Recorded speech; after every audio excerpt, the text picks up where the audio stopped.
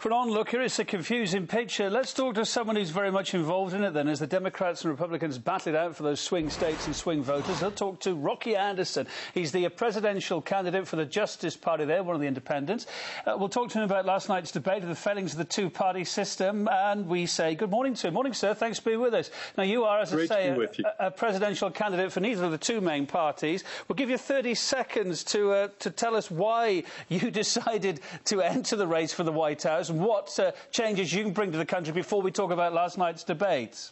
Great. Well, I left the Democratic Party and helped form the Justice Party because now the Republican and Democratic parties are simply one duopoly. They have a stranglehold on our electoral system from the stage of getting on the ballot all the way through the debate process, and they have both been bought and paid for by the same special interest. We have a plutocracy, not a democracy, in the United States, where our government is up for sale to the highest bidder. So you think you can change that in a small way? It absolutely can be changed, but we know that that's what the American people want. It's simply that we don't have those elected to office that are willing to take on those special interests. That's why we have such an anemic health care system. Even under Obamacare, there will be 30 million people without essential health care in this country. The military-industrial complex has its way with both Congress and the White House. The fossil fuel industry, that's why we're not providing leadership on climate change. These are life and death matters that are being controlled by those with the money, and it can be changed. What's your view of the debates, just briefly, last night? We've heard a lot of comment that it kind of fizzled out. There were no real great surprises there. Was it kind of did it go the way you kind of thought it would be? It was a show for the cameras, and that's more or less what it was. Well, I thought both of the candidates would be better prepared to actually tell their story, to give something concrete to the American people. And it became a very wandering, opaque debate in many respects.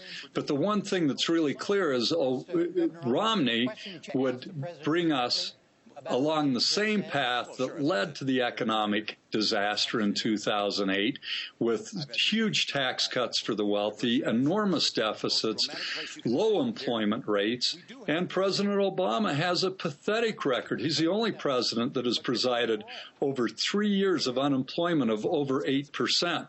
So I did participate, actually, in a debate last night with Jill Stein with the Green Party, and we were able to respond to what these two candidates were doing, and I can tell you it would have been such a better debate for the American people if we had been on the stage with them so they could respond to what's a very alternative point of view, something that would be so much better for the public interest.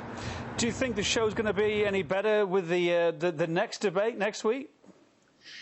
Well, I think that Obama's going to realize that he's got to be better prepared to tell his story to the American people. He's done a lousy job of it in 4 years, though. He couldn't even tell a good enough story to the American people to get the support for a single-payer system in Congress, although that's what the majority of the American people wanted to see.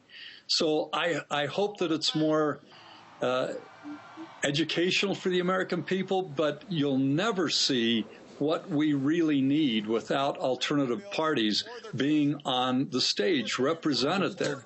And that's exactly why I'm doing what I'm doing in my race for president. We've got to leave it there, I'm afraid. We're out of time. I sense you'll be off President Obama's Christmas card list, but I also sense you probably don't care. Rocky Anderson, presidential candidate for 2012 elections, one of the independents. Thank you ever so much. Thanks so much.